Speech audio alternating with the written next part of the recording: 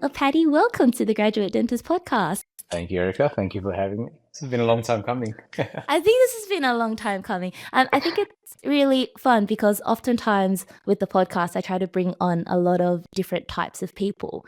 And it's a bit of a mix of some people who are really experienced, some people who are newer to the industry, and particularly celebrating our young community. I found like those episodes, people with like Ben and Zethan, a lot of people have really enjoyed those episodes because it's hearing from people who are in the same boat as us, who are just killing it, who are doing awesome things. And so I think it's really special. You're a highly requested guest, but I'm really excited to have you on the podcast. Thank you. But I guess for people that don't know you, Pat, people may or may not know you from Instagram as a bit of a rising star, someone who does quite high level work in aesthetic dentistry, in implants, full mouth rehabs, bit of everything. And so you're doing really well. You're mentoring, you're teaching. I'm super proud of you. But I know you as Pat Lam from the first day of uni. 2019, day number 1. And for those who don't know, Erica's actually the very first thing I technically saw in DMD. I was on the bus to uni, and I think it was like 7:15 in the morning. No one else was on the bus. You got off at the footbridge and walked across as well to what to do. And I was like, I'm pretty sure she's in dentistry. Did you see me from there? I actually didn't know we were on the same bus. You remember that? No, I remember. So my recollection of the story was in the elevator. And I remember you were in the elevator, and this must have been after you already stalked me from walking across the footbridge. It's from behind. It's like from behind. But I remember you in the elevator. That's so funny. Yeah, we go way back. We go way back. And I think it's really awesome I think on the podcast, a lot of the people that I bring on are people, when we have these conversations, oftentimes I don't really know them all that well.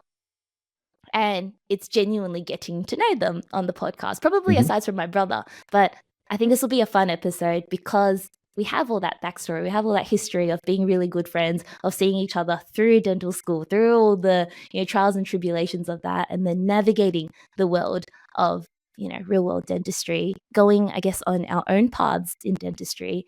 And I think we had this conversation maybe in our first year out of like, how awesome is it seeing, even just 6 months out where your friends have all gone and taken themselves. 100%. Yeah. Different paths that we've taken as well.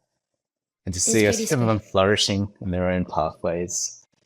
Yeah. They're heartwarming.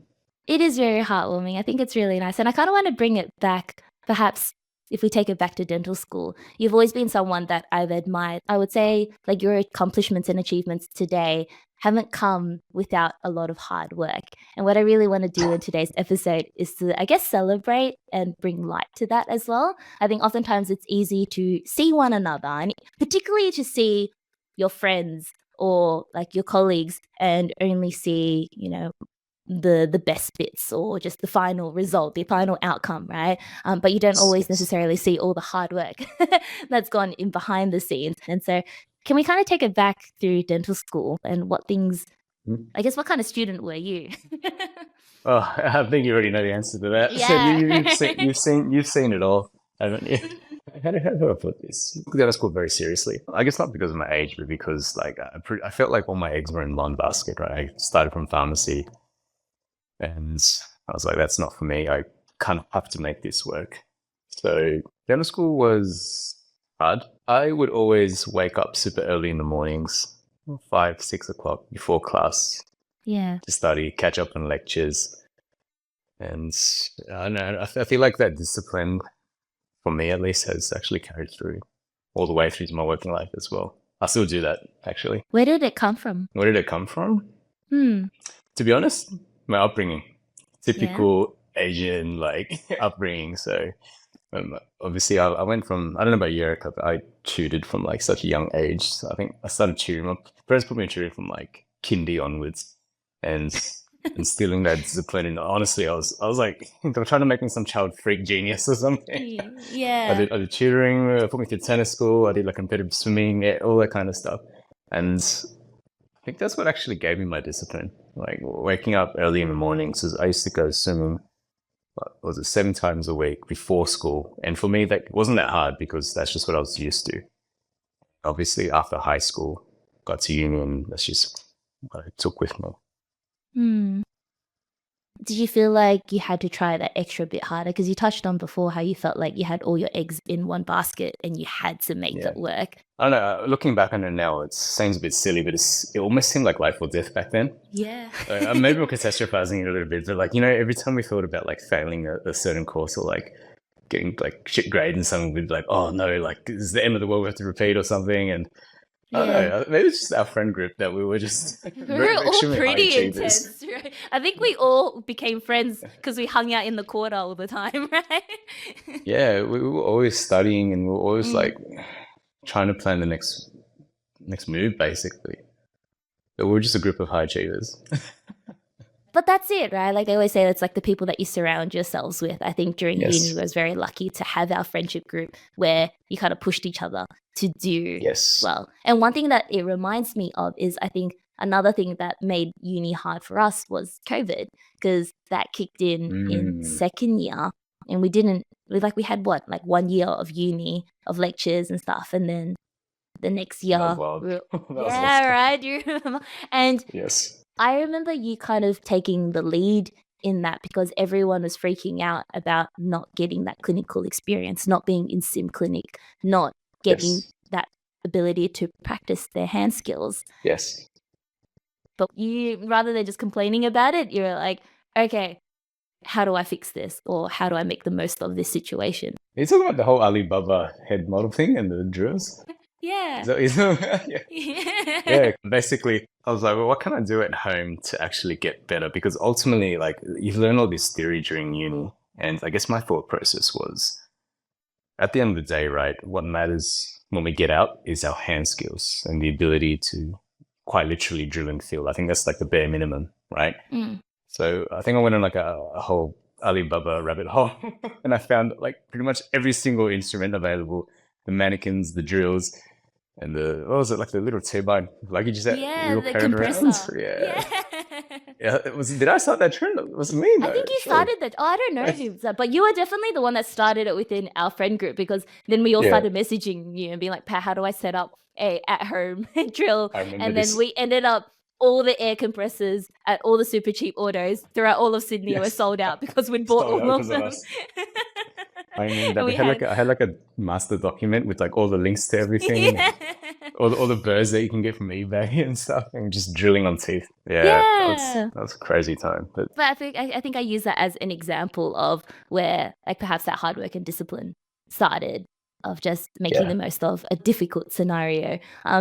I know I'm teasing you with like trying to draw out all these stories from you, but I was reflecting on it because just on Friday, I was at the Interags course, and Viet had met you not too long ago at one of the courses that you were helping teach at, and he's just like, man, Pat's such a gun, and he's just like, and he was telling Gerard, he's like, do you know Pat's ambidextrous?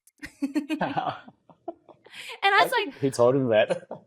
Is it true? Because I was like, I know you're lefty. And I guess we've never really spoken much about left-handeds on the podcast, but I remember it was something that you would often take quite seriously about, can you practice left-handed or should you practice with your right hand? Throughout uni, I was always concerned about being a lefty dentist, right? But for some reason during uni, lefties were always like banished into the corner. Do you remember that little pod? Yeah, and like nothing would work, and like being lefty was just such an inconvenience, right? You wouldn't have a clinic partner some days. So the story behind that is, I was worried that I wasn't going to get hired as a lefty dentist. Like I was genuinely concerned because like we did a bit of shadowing. I worked as a DA for a bit as well, and I quickly found out that not many practices actually have a lefty chair. Like you'd have to get one custom installed, or like very rarely you'd have a chair that can swap, right? So I think it was my friend Colin. He just met him last week. So Colin said, he's the one who convinced me to do dentistry in the first place, actually. Yeah, no way. And when I graduated, he's like, hey, Pat, like as a joke, I think he's just like, hey, you should actually like learn to use the right hand. You'll get hired more. So I took that really seriously. You know how I am, right? Like I was like, you know what? Challenge accepted. So throughout uni, I was lefty, only lefty. And then throughout my first year of working, I started using my right hand just for like scale and cleans, like simple things. Yeah. And then I worked my way up to fillings. And then, well, now I can actually prep better with my right hand than my left. Really? It's pretty crazy. That's crazy. Yeah. Was it an actual issue when you started working? Yeah, because my current place only has one lefty chair, which is taken up by another dentist, right? So I pretty much Ah, had no choice but to use my right hand, or like awkwardly hang the handpiece over, and then the DA would have to sit on like the wrong side. All the rooms yeah. were set up in a way for right-handed people. No way. So then I just full send, and I was like, you know what? I'm gonna learn how to use my right hand. I feel like it came up because I was doing a demo at the course, and then I didn't think I just swapped hands, and I think people noticed. I just continued prepping with the other hand, just like this camera could see. Wow. Wait, so do you find there are certain like quadrants that you prefer using left or right hand? Prep like from 1.5 to 2.5, I'll go left, and then when I get them into the midline, I'll swap to my right, and I skip. That's crazy. And I think when Colin joined me at the new workplace, and I told him I can actually use my right hand now, he's like, "What? Yeah. Actually?" Like I was just joking, bro. And I was like, "Nah, that's me seriously." Like I actually Wow. did it. So is he the one that occupies the lefty chair, or is he also Yes, he's the one that He's the one that occupies the lefty chair. that was his game plan.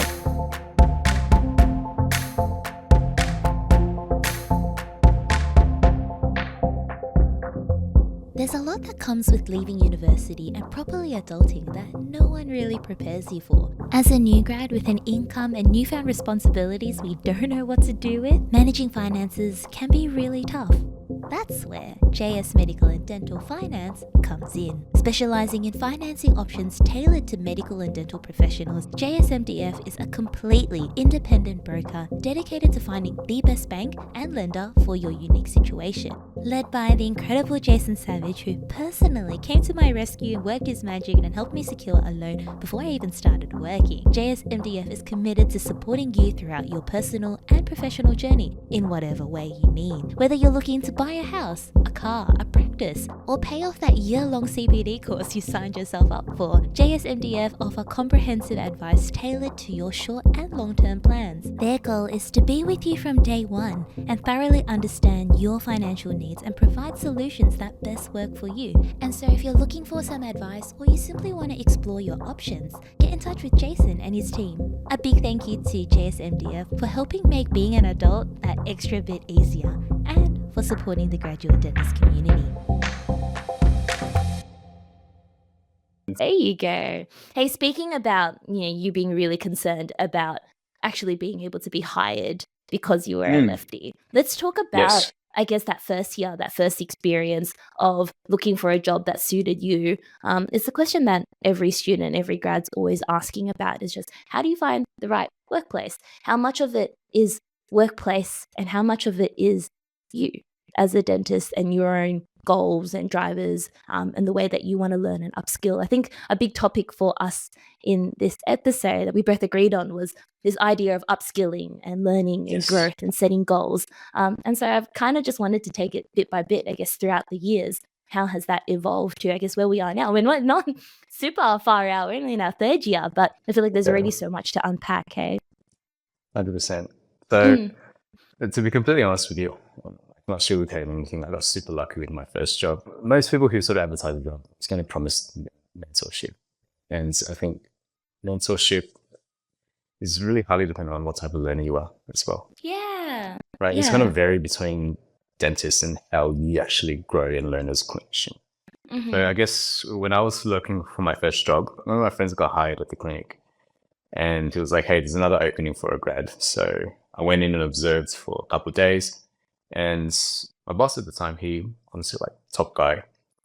He did all the work that I wanted to do.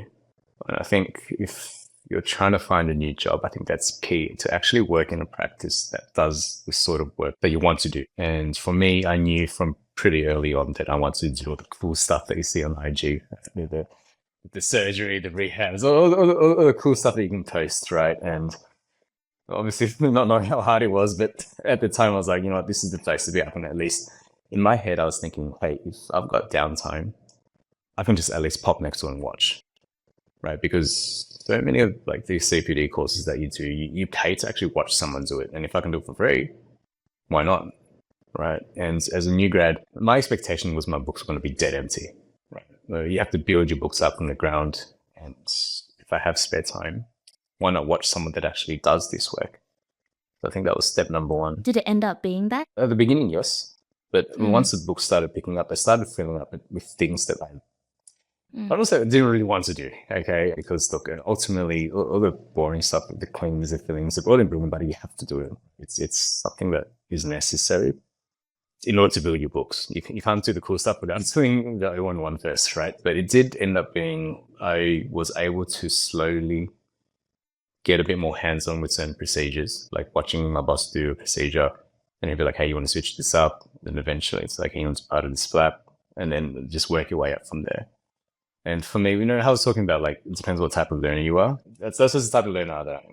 Yeah, I think that's important. Just this whole concept of mentoring. I kind of want to like debunk it. What's the word? Yes. Unpack it. I want to unpack it. Unpack's the right word, right? Unpack it with you, Pat, because it almost irks me, I think, this term. Do you feel the same way? Because I feel like it just gets thrown around so almost carelessly. And no one really knows what it means. Every practice owner advertises that they will mentor, and every new grad will say that, oh, I want to be mentored. But what does that actually entail? And what does that mean?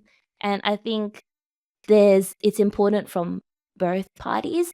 And I think it's really important from the get-go, and not even just from the get-go, to constantly touch on it throughout your time together. How do you want this partnership to progress? To answer your question, yes, it does irk me as well, because I think we both know that mentorship is something that is thrown around like so loosely. And everyone under the sun promises it, right? But I think it all starts from what you are expecting as a new grad. And I remember you did a poll last week, and I think it was on your IG story, about what is mentorship to you and what do you expect, right? And I think we need to think from like our perspective as a grad.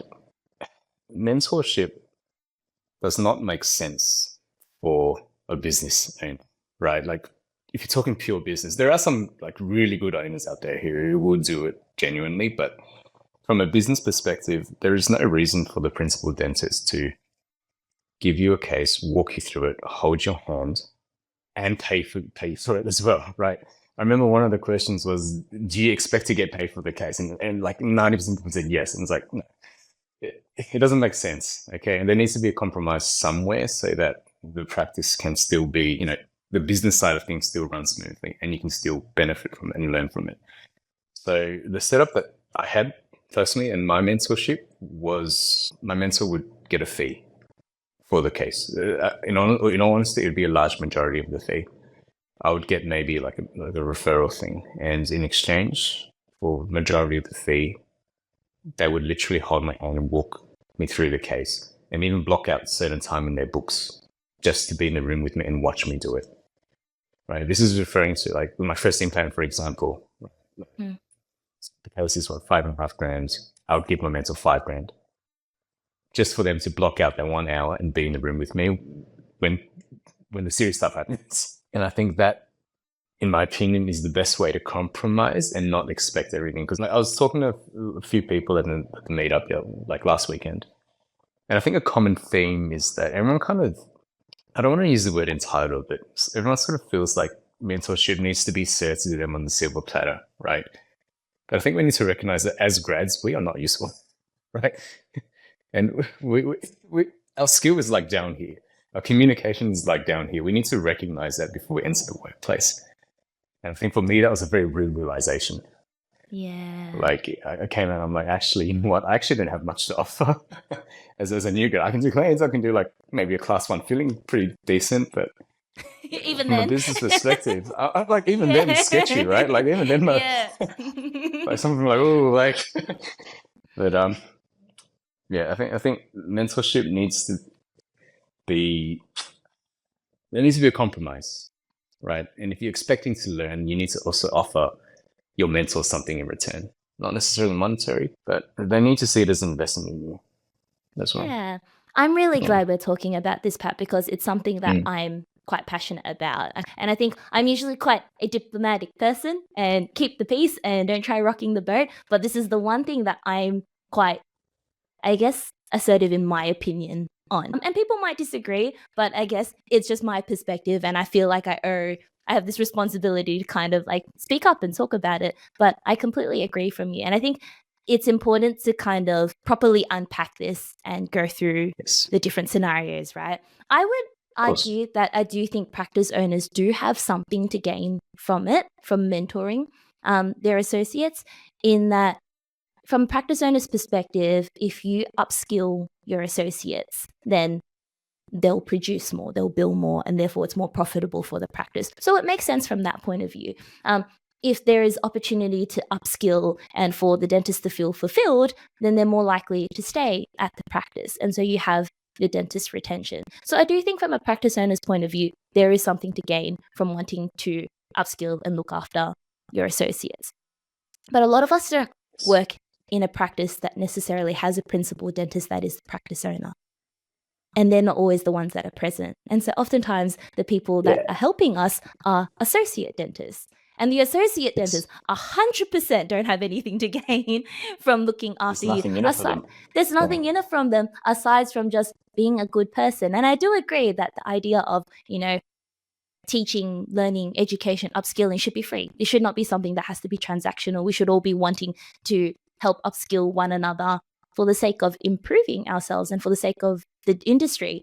But we also have to be realistic about how far that goes. And this is where I think, being clear about the level of involvement. Because if let's use the example that you said, Pat, like an implant case, right? Your mentor is taking time out of their books when they could have done that case. And they probably could have done that case in half the amount of time that it took you to do it, to sit and hold your hand through it. So what's in it for them?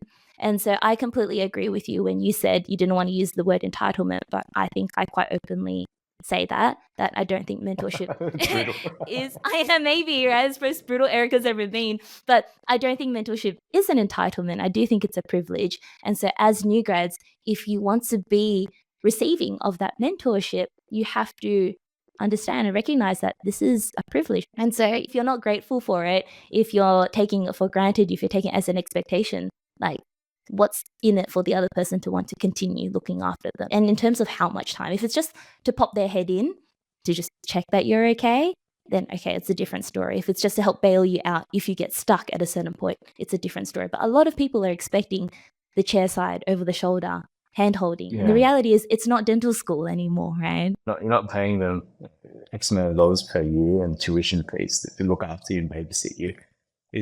People need to make their own living as well, right? You know how you said like practice owners, and when they see it as an investment in you, right? When you upskill, you can build more for the practice. But I guess you have to actually show them first that you are dedicated to the practice and that you're going to stay at the practice. I think a lot of, because I was talking to my old boss as well, and his biggest fear was that he invests all this money in me. And then I upskill and then I leave. And look, it happens. So it's a genuine fear. So I understand like that's why I'm a little bit hesitant too.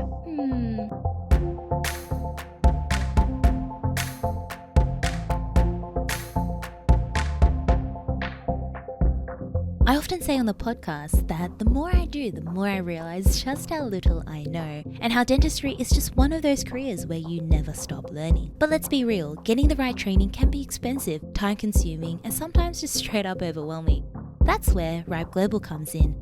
Founded by Dr. Lincoln Harris, Ripe Global is completely changing the way that we learn. They offer immersive, hands-on training that actually fits into your life. Whether it's through improving your preps, getting faster with composites, or tackling more complex cases, you'll be learning from some of the best clinicians in the world without having to take time off work or spend thousands on travel. And so if you're serious about upskilling and boosting your confidence in the clinic, check out Ripe Global today. Hit the link in our show notes and let's start learning smarter, not harder.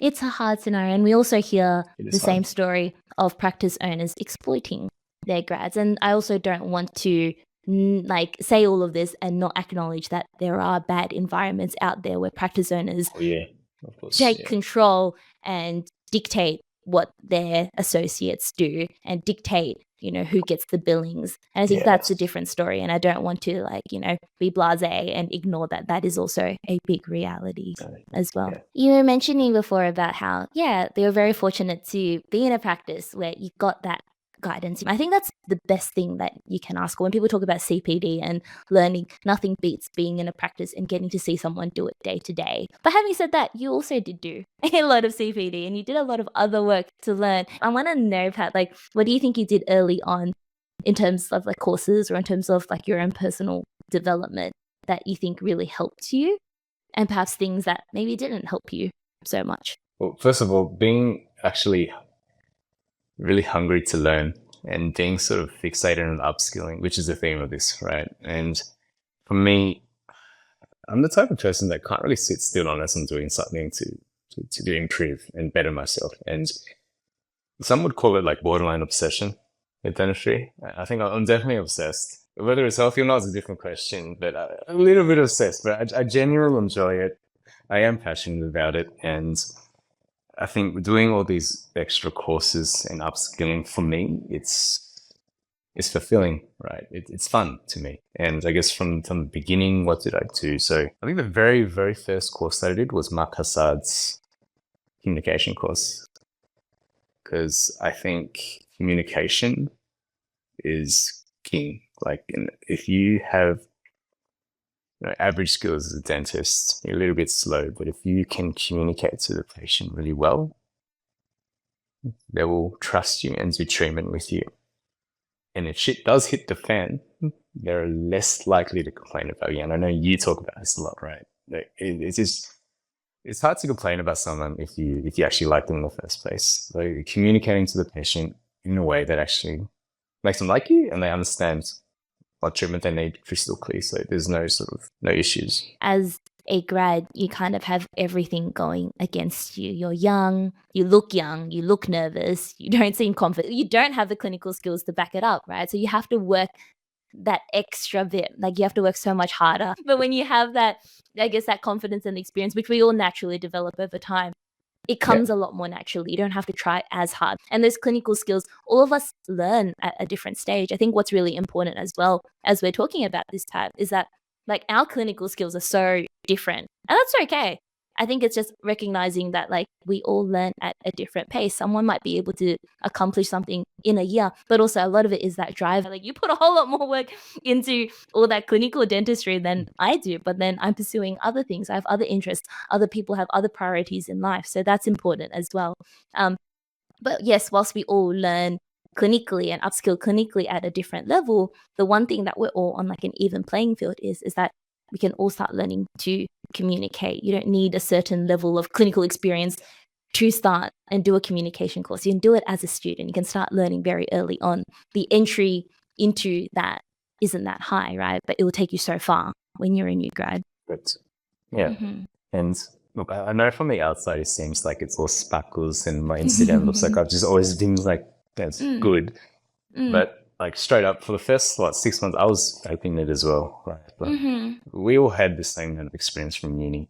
We all did 27 fillings and we did 30 extractions exactly each. We were all fighting over one them. crown, and we're fighting over them as well. So clinically, we were all the same, right? Even though it might 100%. seem like and I think as bad as it say, you are sort of faking it at the beginning, faking the confidence, and I think.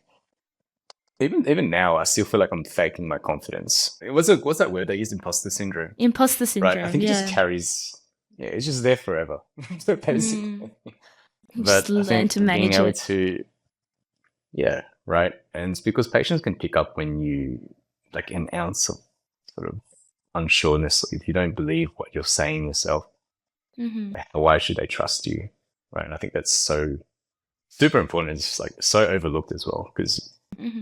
What did you mention at your talk the other day when you're talking to your patient at SDH, Sydney Dental Hospital, and you said you have stage 3 grade D periodontitis or something, your patient, and like learning how not to talk like that during dental school, I think would be an absolute game changer. When you come out, you can just say things in layman's terms, tell the patient as it is so that in a way that they can understand. So they're more willing to do the treatment with you, right? So communication, first thing that you did. And then where did you go from there? Well, I feel like this is partially a mistake, but I actually signed up to the implant grad diploma. Well, tell me, why do you think it was a mistake? Yeah. the reason why I thought it was a mistake because I thought I was like some big shot who could do all this surgical stuff straight off the bat, right? And like, while I don't regret it per se, because I still learned a lot from it, I just think I should have taken things a little bit slower. And I know a lot of people say this because I was like coming out like guns blazing. I was like, I'm ready to do everything under the sun. Yeah. Right. Yeah. And I just feel like if I just waited a little bit longer, I would have gone way more out of it because I would have had a bit more experience under my belt, just being a dentist, not necessarily surgical, but just working as a dentist, taking it step by step. I definitely try to run with that big goal. I often say to our like grads and students as well, is that I feel like I would say even for like the first 6 months or first year, just do dentistry and just take it for what it is, whatever it throws at you. Just get used to being a dentist, working at a dental clinic, seeing the cleans, the emergencies, the fillings, just experience dentistry and then start diving into doing courses. Because I think the one mistake that I feel, I did so many courses in my first year as well, and I feel like a lot of them went over my head or I didn't gain that much from them. I think when you don't have experience, you go into a course and you're just like, I'm here to learn whatever it is that you're here to teach me. But actually being too open-minded like that means that you might learn a thing or two, but you're not actually maximizing what you could gain out of that course. Say it's extractions that you're getting stuck with and wisdom teeth. When you haven't really got any experience, you're like, I just can't extract wisdom teeth just because I can't. And you go to a course and they teach you everything. And a lot of it, I think, goes over your head. You're like, that's what dental school told me. But you actually end up wasting that experience of being with this educator whose brain you can pick because you don't actually know what to ask them. But with a little bit of experience, having seen those scenarios, you now know, actually, what do you do when you're in this scenario? Oh, this is the specific problem that I have an issue with. And I think with that experience, you go to a course looking at it through a different lens and you're able to take a lot more away from it. There are just certain nuances that you just don't get unless you've actually been in the situation before, right? And when did I start the intake course? I think I was literally like 2 months out of uni. I did like one surgical extraction. I was like, oh man, I'm a surgeon, right? And I was like, oh man, what a rude awakening. And when you do these courses, you're surrounded and taught by like some of the top guys. These guys have been doing this for years and they do it to such a high standard. And I really felt like, what was that word? Fly on the wall. So a lot of the stuff really just went over my head, right? I understood what they're saying, the words that were coming out of their mouth, but I wasn't able to relate it to clinical practice, right? And I feel like that's where all the pearls are, right? And to answer your question, if I went back and did it like now, for example, after it takes way more, I'll get so much more out of it. Right? This is all in the small details. And the reason I know this is because more recently I've gone back on all the course material and I'm reading through stuff that I wrote in my own words. And I'm like, oh shit, like that's what they meant. Like it's so much more, makes so much more sense, right? Because even though I wrote it myself at the time, I'm just copying whatever. David Attia, he says something like, such a gun. All these sort of awesome tips that I'm writing down, like, yeah, cool, I'm going to use this. And I never ended up using it because I didn't understand what it was at the time. Yeah. And more recently, I was just flicking through my notes, I was just revising for another surgery. And I was like, man, this is actually such a good tip.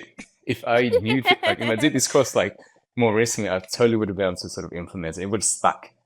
Right. Or less more of an impact. Yeah.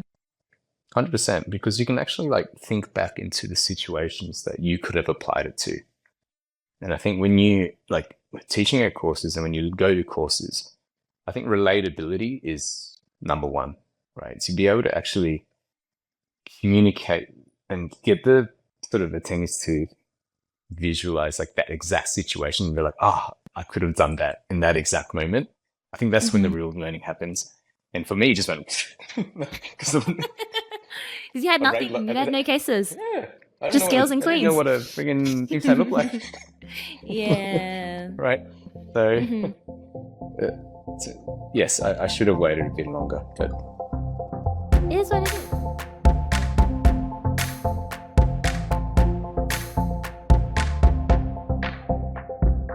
You all know that if there's one thing I am super passionate about and always advocate for on our podcast, it is our mental well-being as dentists.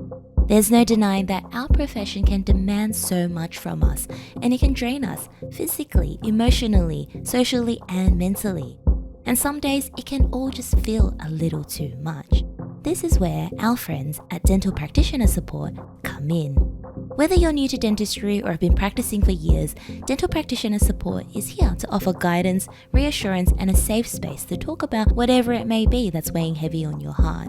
They provide 24-hour services that are completely confidential and independent, so you know that you will always have someone to turn to. Whatever your scenario may be, Dental Practitioner Support is just one call away. And so, in case you ever need it, save the number 1-800-377-700 or visit their website at dpsupport.org.au. Remember, as we say time and time again on the podcast, you are never alone, and we really are all in it together.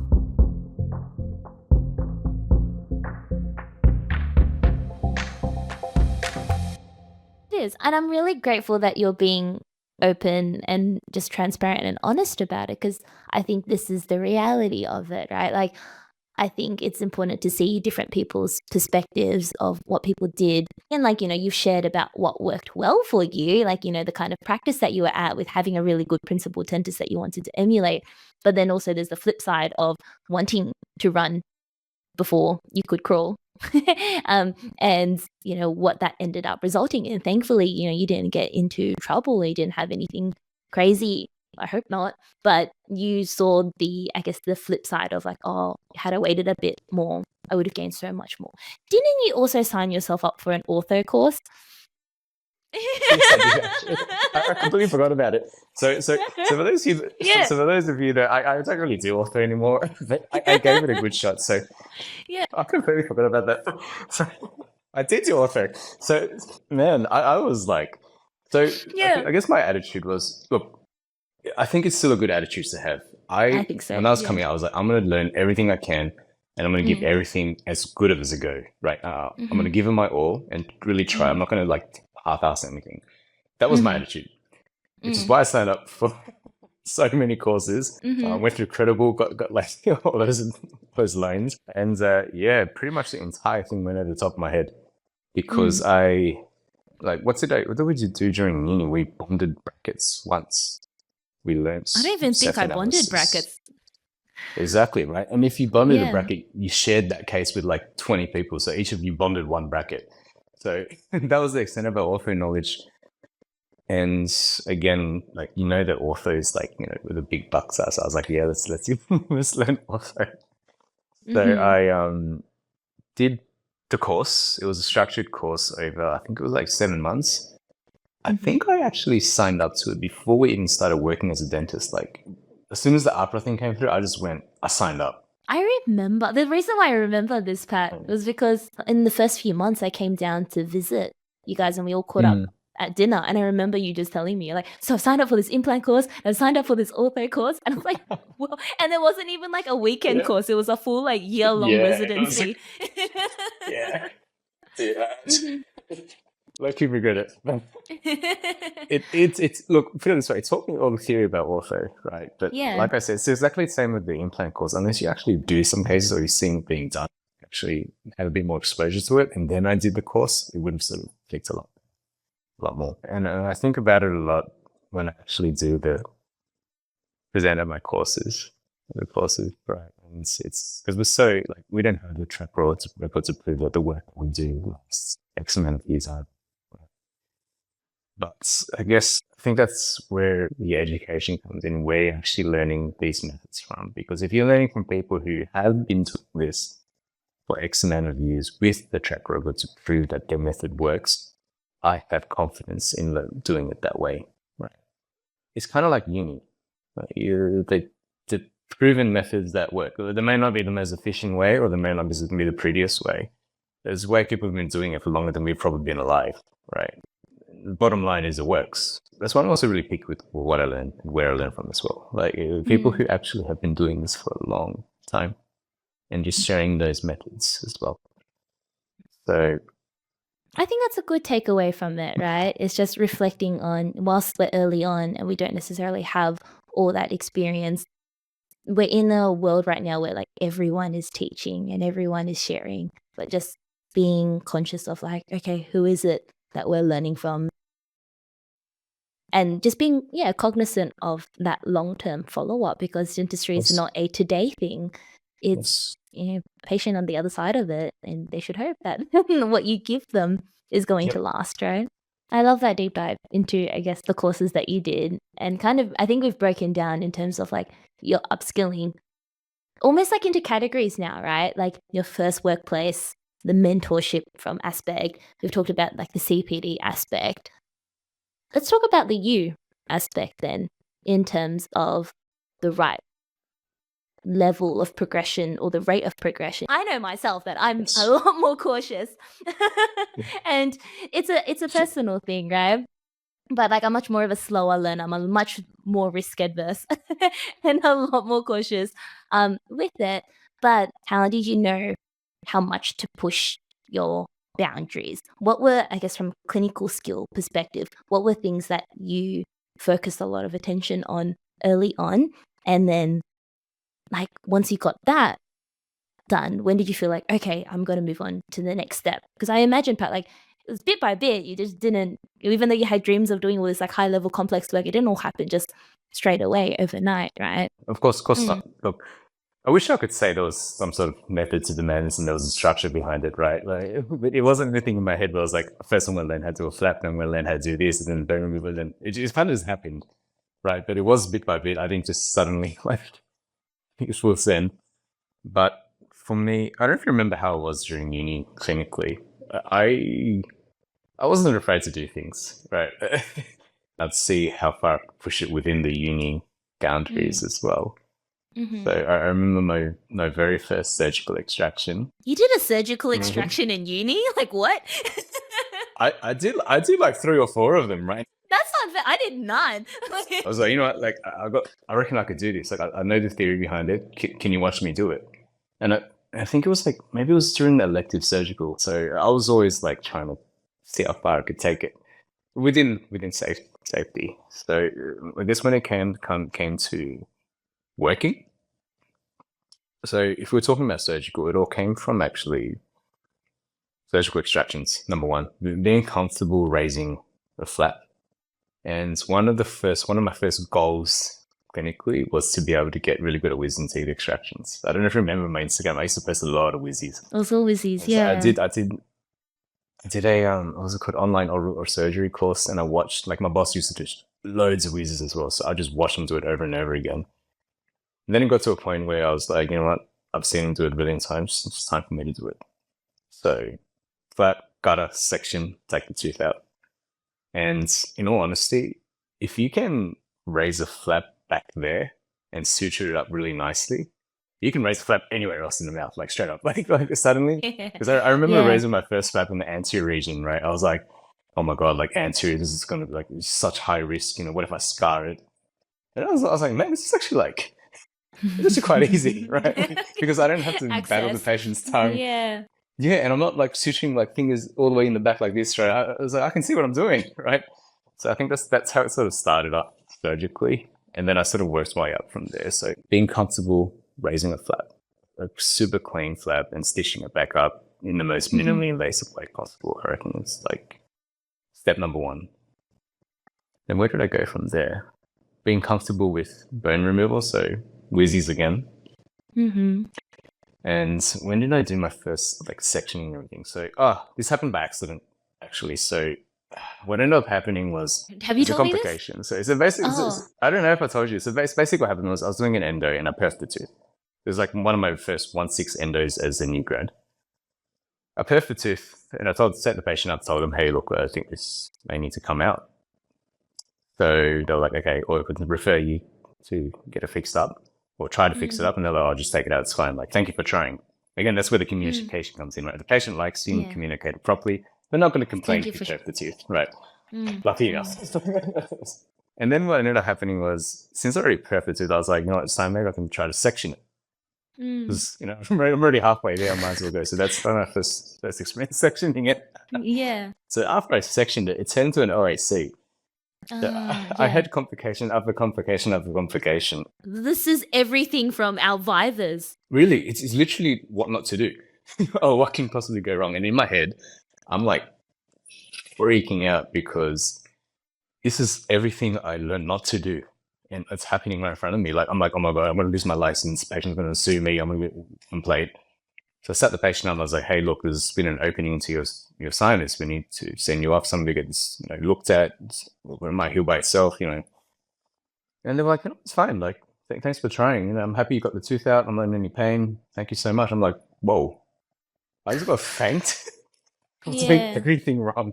I don't know why I went down that story, but that's one of the first sort of complications that I experienced.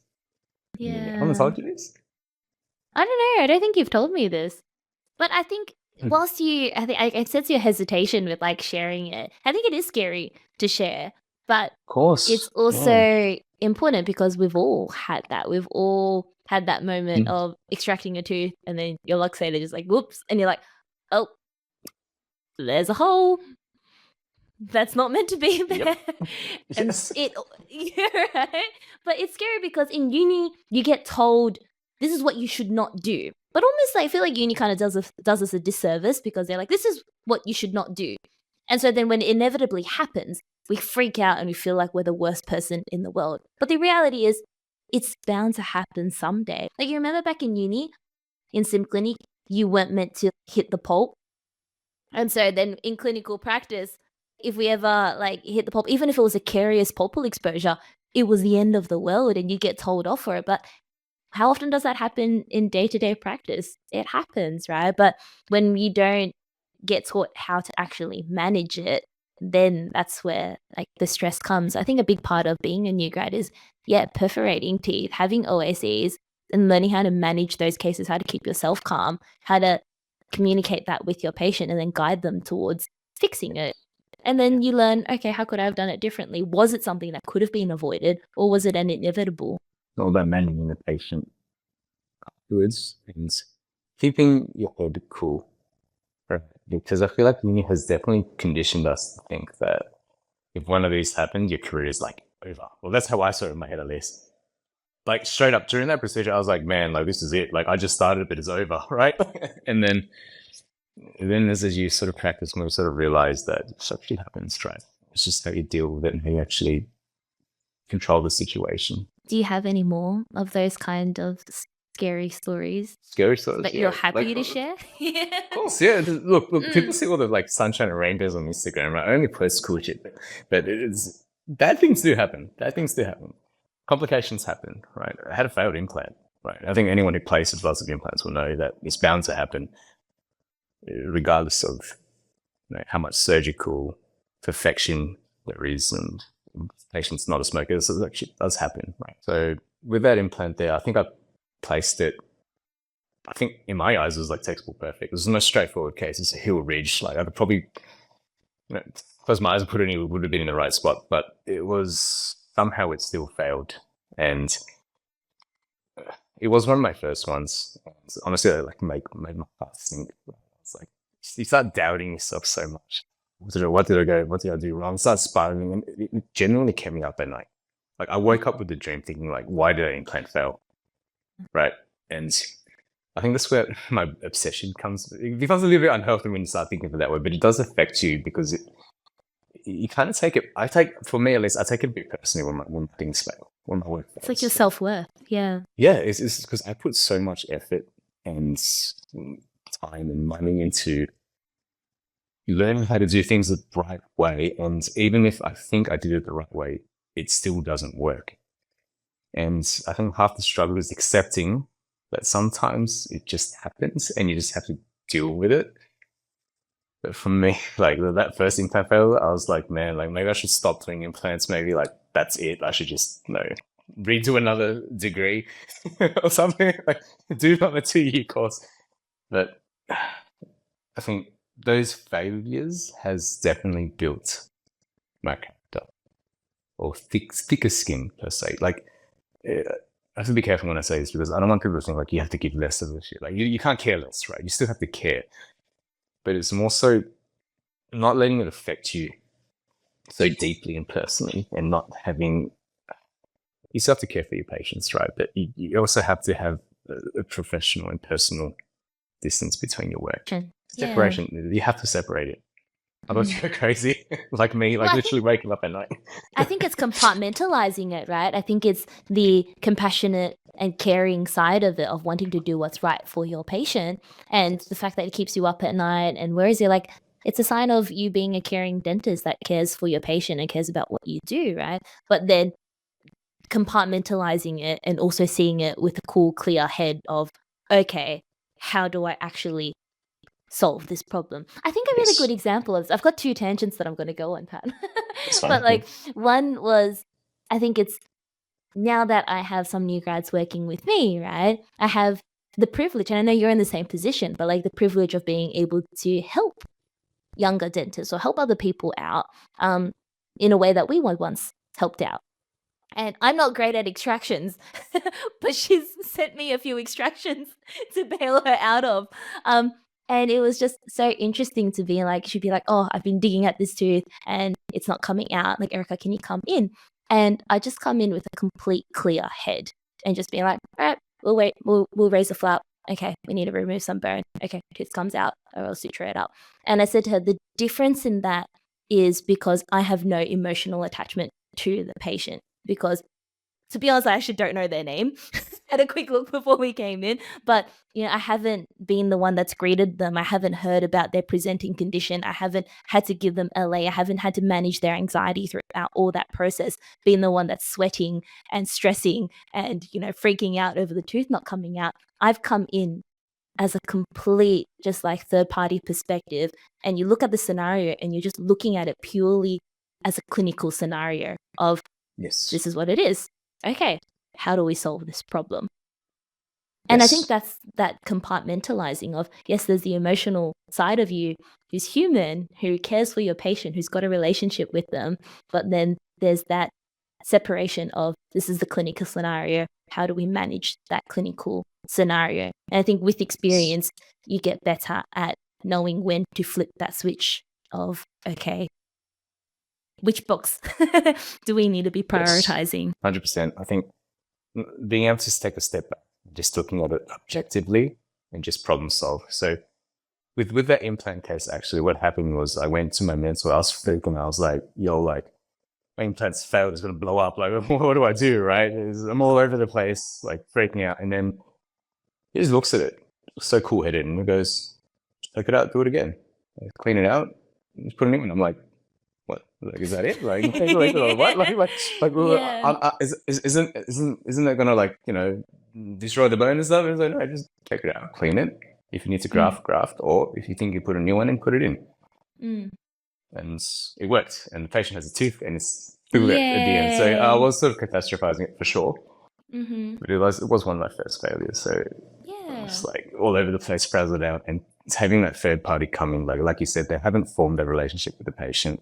They haven't spoken to the patient, done the procedure, just looking at it, looking at the x-ray, looking at the photos. They're like, that's a failed implant. This is how you treat a failed implant. Done. Right? There's no patient attached to that. And sometimes you do need to do that. Right? Looking at it objectively and being like, how can I problem solve this? How would you feel that you've gone and, I guess, critiqued yourself then? In terms of, like, it's one thing having a mentor have a look at a case, and do you feel like that's oftentimes how you grow and learn, by picking someone else's brain on how you could do something better? Or do you look at it yourself, and how do you reflect in order to learn from these things that have gone well or things that haven't gone well? I'm sure I'm probably one of the most self-critical people there is. I look at a lot of my work, like, over and over again and try to figure out what I can do better. And in some ways, this is how I think I've improved so much, so quickly. But in other ways, it's also the double-edged sword, right? Because in a way, you're almost never satisfied, because in my eyes, I'm just like here, right? I've still got all this to go, and I'm not satisfied by any means, right? But others are like, well, I would love to be in your position. What are you talking about, right? And this is a realization that my partner brought up to me, actually, because she's like not dental at all, right? And she's like, look, you need to take a step back and see how much you've actually achieved, right? Because, and she sees how hard I work, right? Like, my weekends and my days off, my nights off, mornings off are just like all dentistry related. And so that really helped me sort of open my eyes and like, okay, I can't be self-critical because you need that self-accountability. But there needs to be a point where you need to also recognize your own achievements to an extent, right? 100%, Patty. Yeah. To an extent. I think you know as well, right? You can see how I am. Mm-hmm. That's just real. That's something I'm definitely still improving on. I haven't sort of 100% figured it out yet, Mm-hmm. but it's there. It's definitely there. There was a moment, I think the last time I came to Sydney and we had dinner with like you, Cosmo and Danny, and I can't remember what we said, but I think I just said like, "Oh, I'm proud of you, Pat. Like you're doing a really good job." And you're like, "Thanks, Erica." You're like, "No one says that to me." I'm like, "Pat." They don't. And I'm They like, don't. yeah, but it's My so mum does. My important. mum does. Well, that's good. But like, at the end of the day, it's just like you have to say that for yourself, right? As well of just like giving yourself credit of the credit is true and acknowledging that you have worked hard and you've put in a lot of effort and it has paid off. And yes, it's the double-edged sword. It's the flip side of being someone who's driven and constantly chasing the what's next. I think it's really important though because this is the side that I love being able to dive into in the podcast and show people is that all we see on social media, you see this perception that you create of a person, but you don't know necessarily all the hard work and all the sacrifices and everything else that's gone into it. And yeah, I guess I find it very special being able to dive into it with you, being someone who I guess has had a glimpse into, what you put in and what happens behind the scenes as well. Well, you've seen the ground from the beginning, right? You've seen it all. Do you have any final thoughts that you want to share with our audience, Pat, given that these are all, students, young dentists early on in their career? Obviously, you've learned from a lot of people. You have a lot of conversations with people. You're helping educate now. You're mentoring. Have there been any conversations that have stuck with you or stories that you've had that you think would be nice to share with our audience? I was talking to Mikey at the meetup last week. And look, a lot of people do come up to me and ask me, like, what courses do I do and how do I get to where you are, all that kind of stuff. But I think Mikey came up to me and he asked me, what drives you? And it's like, what actually pushes you? Because obviously, like, there's only a set amount of courses you can do. Right? And what actually pushes you to be better each and every day? Because you don't get to grow this much without, like we said, being borderline obsessed, right? And that conversation made me look within. I was Really? like, man, this is so deep. Like, why? Why do I actually want to? Like, why am I doing this to myself? Right? Like, I just like because I think I told him that I recently signed up to a master's as well. And it's like, well, why? Like, you're done, aren't you? Like, you're already at that level. And for me, it's because, like we mentioned, is that I'm just not satisfied with where I am yet. Okay, and if I were to give advice and to the new guys listening, is you need to be able to recognize your achievements and what you've actually done so far, because I think that's what's the most healthy.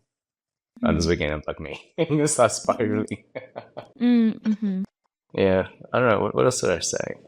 Can you unpack that a little bit more? Is that at the core of like what drives you? You're not satisfied yet? Well, then what would satisfy you then? Is it a certain level of clinical excellence? Is it the fame? Is it the glory? Is it the money? Is it the, accomplishment? What do you think is that end goal? Definitely nothing to do with the fame. And I think the money will come with success. I think for me, it's actually proving to myself that I can do it. Yeah. Because I set out from the beginning, like going from pharmacy to changing careers, that I want to make this work. Right. And I don't really understand what make it work means. Like, I haven't really defined, like, well, what does that mean, right? And for me, I think it's just getting to the point where I can do basically everything in dentistry to a higher standard. I think that's where I wanted. That was my initial goal. I wish I could tell you the answer to that, Erica, but actually I haven't even figured it out myself. Like, I just want to get better. Like, let's just just like, I want to get better. I feel like, you kind of ended the podcast on perhaps a bit of a question. It's not necessarily a definitive Yeah. answer, but it doesn't always have to be. I wish I give you an answer. But I I don't think really that's know. okay, right? It's the Graduate Dentist podcast. We're not, the senior, experienced, 50 years out, right? Yeah. Like I think that's kind of the beauty of it, as well as having people at different levels of experience. And you're someone who whilst you've accomplished a lot, you are very early on in your career. Yeah. You don't have to have all the answers. I think it would almost be wrong for you to have all the answers, and perhaps be coming from a bit of a high horse perspective to being like, oh, I know all the answers, I've got life force figured out. Yeah. We don't, I right? don't. Like, yeah. I'm definitely still figuring it out as well. And when people do ask me for the answers, I'm just straight up like, I'm just winging it, man. We're all figuring it out, I'm and just that's winging okay. it straight up. Yeah. I think this is a very human episode. It's just, the reality of it. We don't always have the answers. We're all just as lost and all just trying to find our feet in a very big and scary at times career. For sure. Yeah. This is the Pat Lam, not the Dr. Pat Lam. This is Pat. Yeah, it's Patty Lam. Well, thank you, Pat, for joining me on today's episode. That's okay. Thank you for having me. It was actually really nice. It was nice chatting to you like this. It was a nice chat. And thank you guys so much for tuning in to another episode of the Graduate Dentist Podcast. I really hope you've taken something valuable away from this episode and that you feel heard, you feel seen, inspired, and optimistic about our journey as graduate dentists. As I always say, we're in it together, so let's spread the word, let's share the love, send this to your friends, your colleagues, and those who are on a similar path who you feel may benefit from being part of the community. I'd love to hear your thoughts, so send me a message, and we'll see you again in 2 weeks' time for another episode.